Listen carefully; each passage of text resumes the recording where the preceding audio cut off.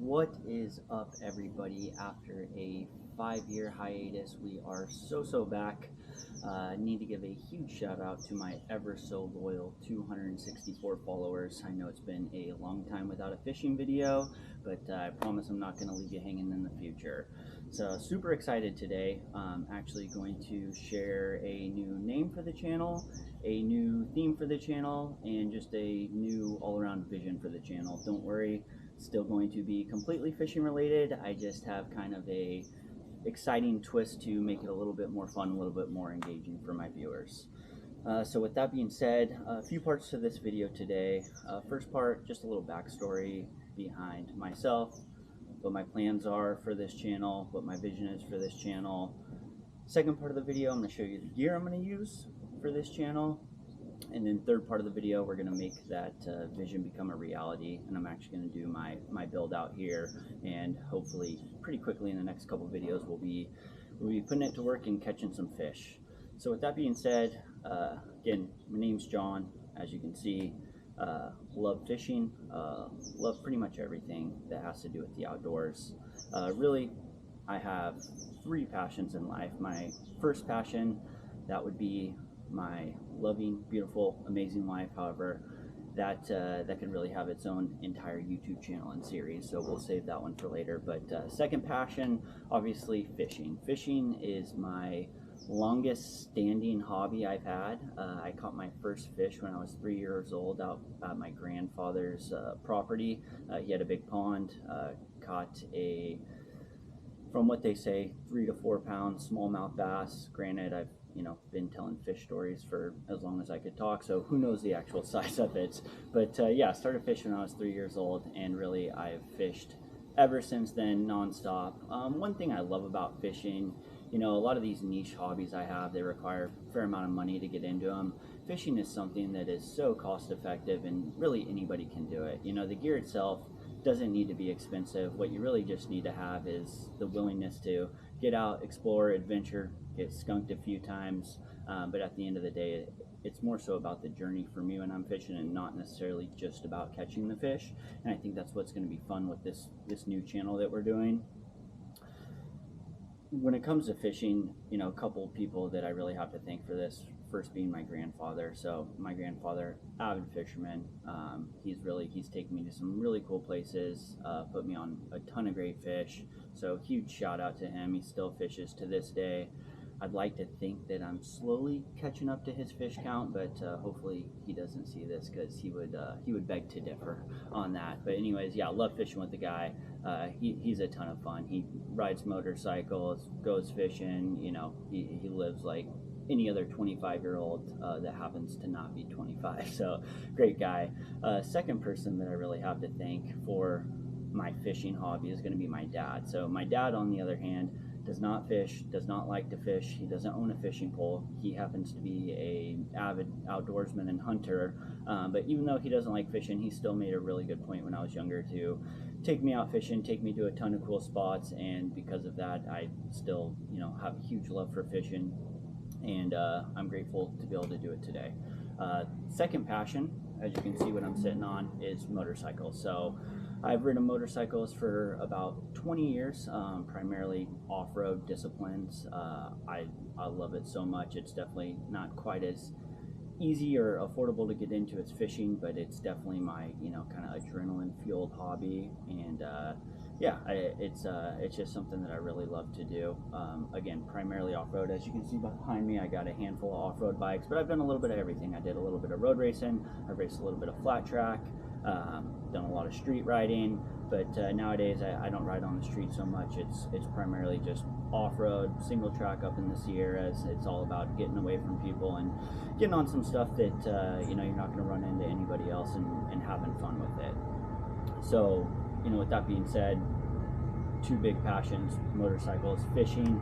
I want to find a way to combine those. So often I will be riding this orange bike, which is a designated kind of cross-country motorcycle. It's not registered to ride on the street.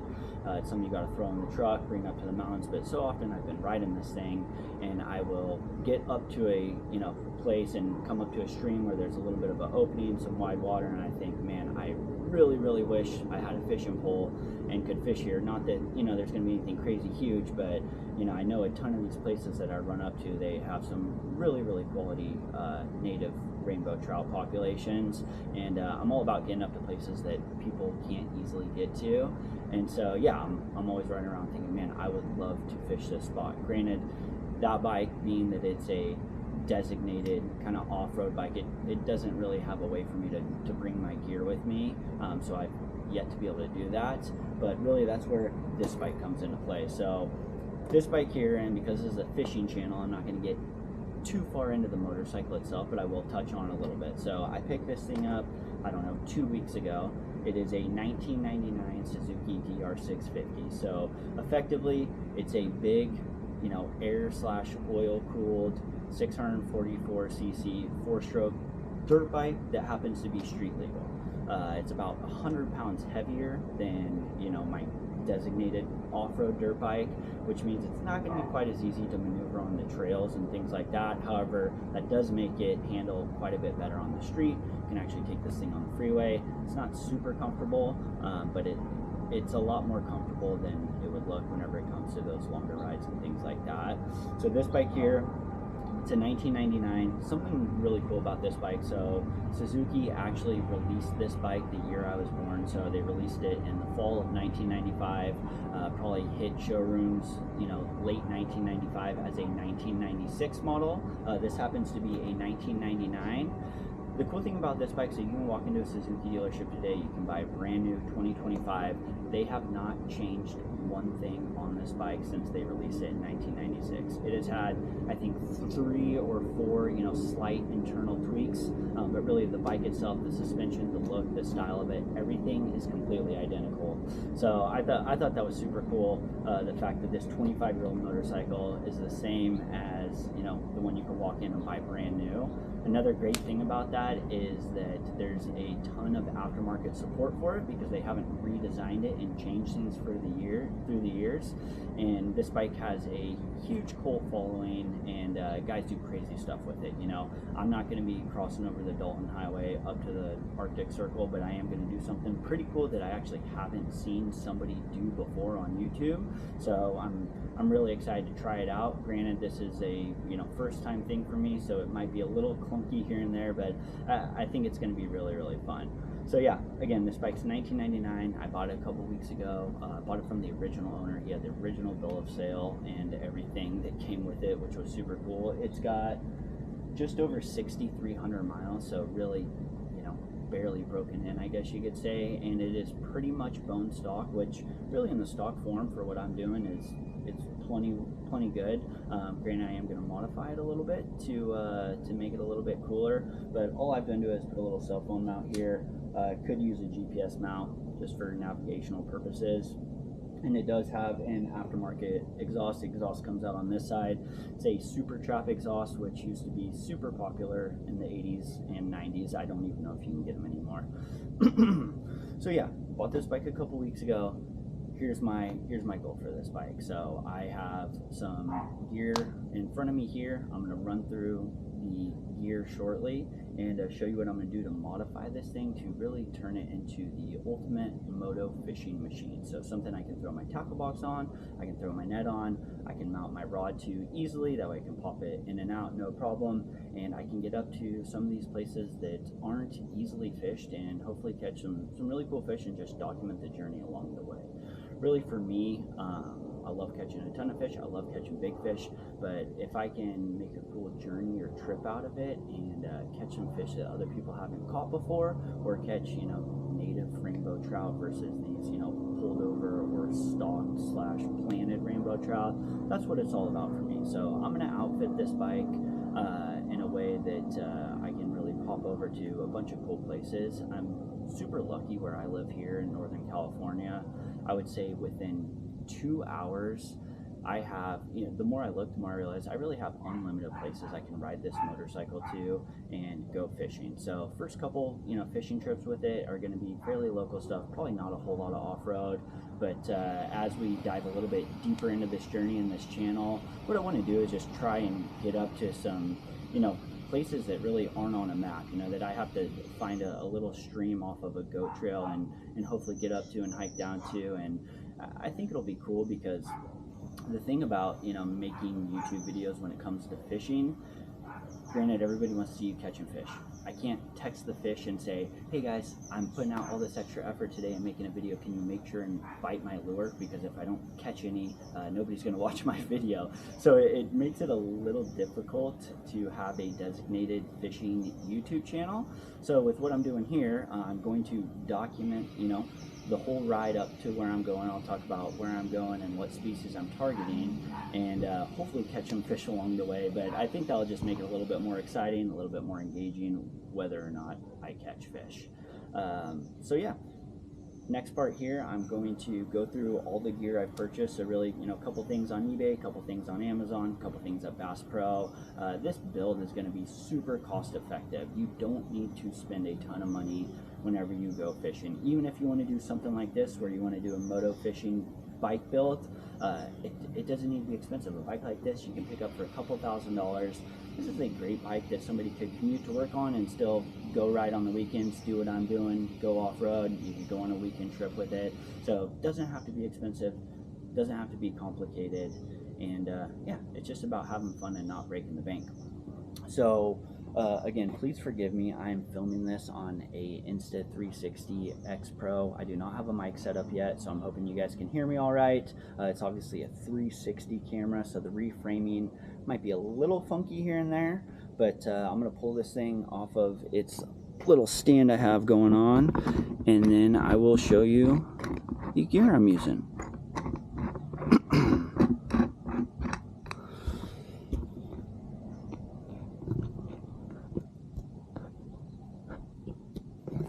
Alrighty, so first things first, I'm going to start with the rod setup I'm using. This is a Phoenix FTX series. It's 7 foot 7 inches, which ideally, you know, I'd like something a little bit shorter for what I'm looking to do. Granted, I don't want it flapping off of the back of the motorcycle, and some of these spots that I fish, you know, they're a little bit tighter, so it's a little bit more difficult to maneuver a longer rod like this. But because it's got a fast action, it means the carcass of it's fairly stiff, so even for the underhand stuff, it's not so difficult. I haven't lost a ton of lures fishing with this thing. I haven't, you know, ripped the tip of it off, you know, running into a bush or anything like that. These are not cheap rods. I don't spend a whole lot of money on fishing gear. This rod was actually gifted to me. I've had it for about 5 years now. I've used it in a whole different type of fishing situations, and it's worked really well, so I'm super happy with it. I also have a 5.5 foot rod that I will probably use in certain situations on the back of this motorcycle, if it's going to be extra tight, or if I'm going to be doing some, you know, technical off-road stuff that the rod's going to be bouncing around and I don't want to worry about damaging it. This Phoenix rod is equipped with a Daiwa spinning reel. I don't know what model it is. I think it's a Exceller 2500. Currently I have some old 10-pound fluorocarbon on it. I'm going to respool it with probably like 4 to 6 pound fluoro, just make the fight a little bit more fun whenever I'm, you know, fishing these smaller streams and rivers for rainbow trout. Currently it's got a little gold colored MEP spinner with the faux salmon egg bead on the bottom of it. That's really my go-to for whenever I'm, you know, fishing for trout up in the mountains and foothills. It's you know, it's really easy to use. A lot of these places, they have regulations so you're not able to use natural bait, and also I'm all about catch and release, so I don't really want to use natural bait like grubs or salmon eggs or worms, because then you're kind of banking on the fish to swallow your bait, and there's a good chance that you're going to kill the fish whenever you're pulling that hook out. Where with a spinner or a small jerk bait, something like that, it's easy enough to pull the hook out of the lip because you're just getting a reaction strike, and hopefully safe release, and the fish goes back home. Because for me, catching fish is important, but also releasing them safely is just as important for me, because I always make the joke that I want to come back and catch that fish next year after it gets bigger. For my 2 tackle boxes that I'm going to be using for this on the back of my motorcycle, they both work in similar fashions. This one here, I've had this for about 10 years. It's a Wild River backpack style box. It works really good. I love this thing. It's not super light, so I do have a bunch of extra weights and things in there that I don't need, so I'm going to try and slim it down, because whenever you're doing a bike build like this, it's all about, you know, being as lightweight as possible. So I'm going to slim it down a little bit, but because it's a backpack setup, it's nice if you have to hike down somewhere, freeze up both your hands for rod, net, things like that. It holds just your typical kind of little plastic tackle boxes, so it's pretty versatile. I have a handful of these boxes, and depending on what I'm targeting, I will pull a couple out, put a couple new ones in. This one here is really just a Cabela's kind of rucksack. It's got a padded shoulder pad, so that's really nice.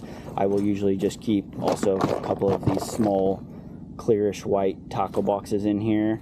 This one's quite a bit lighter. If I'm fishing a spot where I don't have to hike down real far, I'll probably bring this, because it's easy enough. I can throw a bottle of water in there and just throw it over my shoulder and hike down. Usually I'm not using a net at most of these spots. The banks are, you know, pretty level, so it's easy to land a fish. However, for the sake of the video, I did end up getting a net, something small that I can pack with me. I think it's just going to make, you know, landing the fish a little bit easier, getting the hook out a little bit easier, and then getting some content for the video itself a little bit easier with this net. You guys are probably laughing because of how small it is. Most of these trout that we're catching are really sub 12 inches, but I hope I get to a point here pretty quickly where I say, hey, I should have brought a bigger net, because I would love to catch something big enough that doesn't fit in it. Got a rod holder here. I will show you guys how I'm going to mount that to the motorcycle shortly. This here is a top rack, so this is going to mount on the back of the bike. It's got a bunch of little openings and eyelets, so what I can do is either throw this or this on the back of it, and then use either a bungee cord, or I have this spider web style bungee net that will help secure it. That way it doesn't bounce off, because we definitely don't want either of these two things bouncing off whenever we're on the trail. For the sides of the motorcycle, I have these cool luggage racks. These were pretty cheap. There's like $100 on eBay. You can spend a ton of money on them if you want to, but you really don't have to. As you can see right here, this is where the rod holder is going to mount to, and we're going to install all this stuff shortly so you can see it actually come to life. This thing, because it's a rubber mounted holder and it's from Amazon, it was not super secure, so I actually drilled 2 holes and then put 2 set screws into the rack itself. That way it's not bouncing around, because I definitely don't want to lose my, you know, $300 rod and reel setup whenever I'm bouncing down a trail and then not be able to go fishing. This other side, so got the bag mount here. This is where I'm going to put the net, put a bottle of water, put some jerky, put some snacks, and then this here is not directly fishing related. This is what we would call a fender eliminator or a tail tidy. So as you can see, the license plate mount on this bike is just a huge piece of plastic. It's super clunky, so I want to slim this thing down a little bit. So we're going to put this on there. It's just going to look a little bit cleaner. I also have a low profile tail light on order, because as you can see, this thing is already breaking off a little bit. The taillights are super hard to find, so I had to come all the way from the UK, so didn't really need it for this video though, because this is all about the, you know, Moto fishing adventure bike build itself. And then last thing is this huge skid plate. So anytime you're riding off-road, this is a good thing to have. It's almost necessary. So what it does is it goes on the bottom part of the motor here, and it just protects the engine cases from a rock or anything like that, because if a rock hits these cases while you're riding on a trail, your day will be over, and you'll be spending probably more money than the bike costs itself to try and fix it. But yeah, that's pretty much it. So it's going to be a fairly simple build, but again, I haven't seen anybody do anything like this, so I'm super excited to kind of document it. With that being said, I said we're going to rebrand and rename the channel. So the new name of this channel is going to be Fish Venture. I think it's a cool name. I think it really ties into what we're doing, which is fishing and adventuring. And yeah, I'm really excited to bring you guys along. So next part of this video, I am going to install all of this. I'm going to speed it up for the viewer's sake. Just bear with me while I get this mount on. Again, I'm filming this on an Insta360. I don't have a proper mount set up for it, and I don't have a mic or anything, so it's a little clunky for now. Set this thing down. Should be a pretty good view of me and the bike on this. I'm going to speed it up a little bit, and also because this channel is kid.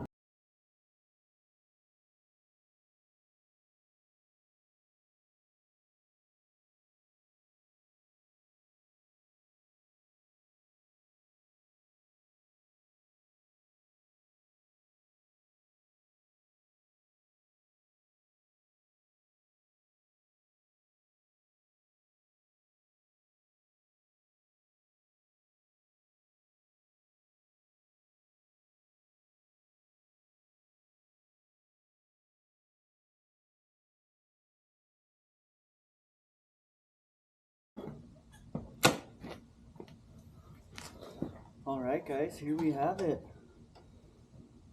Everything went on pretty easy. I kind of did like a bit of a mock fit yesterday just to make sure everything was going to mount up. But as you can see, I have this kind of spider web style bungee for my tackle box. That's not going anywhere. The rod holder is adjustable, so depending on the angle I want it at. So if I'm dealing with like vertical clearance issues, tight trees and things like that, I'll have it pointing out towards the back like this. It's really not going to get in the way of my foot whenever it comes to shifting, unless I'm wearing a big Moto boot or something like that. But again, I can easily adjust this thing, just back out the screw, and it's got a bunch of different positions. Can't really use the passenger pegs with this on, but there is a way I could mount it to where the passenger pegs would still work.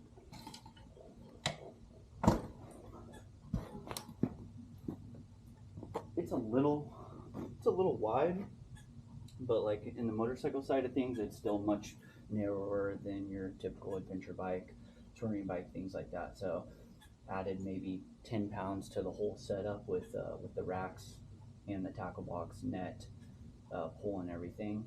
But yeah, give you guys a little walk around of it so you can see.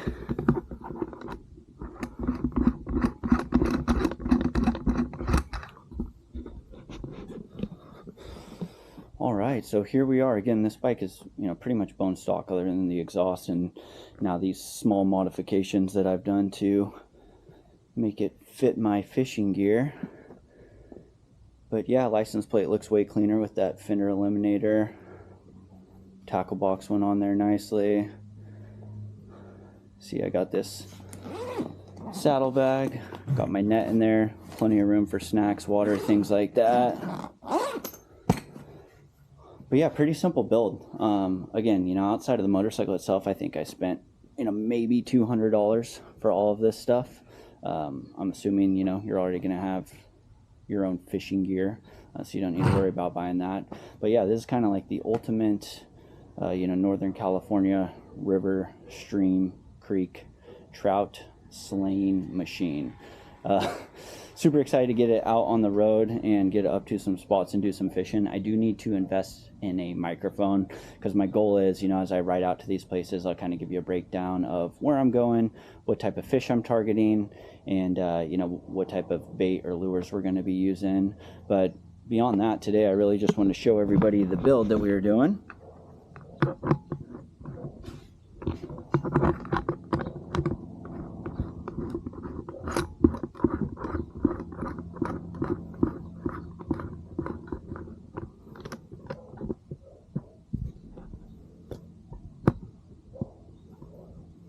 So yeah, build out's done, and I'm excited to get this thing on the road and do some fishing. Again, thanks to everybody that's followed my journey here. I promise to get you some good solid content. Please subscribe to my channel. That way, any new fishing videos that you see, you'll be able to catch them right away. And yeah, again, look forward to going on the fish venture journey.